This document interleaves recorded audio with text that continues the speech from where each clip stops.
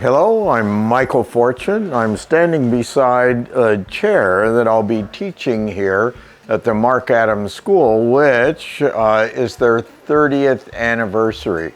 And so I'm honored to run one of the first classes next year. This is what I refer to as the number 9 chair. I'm a longtime chair maker, and this is a small dining chair made with a variety of techniques. And here, these parts here are largely done on the bandsaw, and they're coopered like so. And they're done in a manner that it's really quite smooth. The woods we're using here, and the students can choose their own wood, of course, but I'm using black ash, and the darker detail here is walnut, along with the base of the chair here.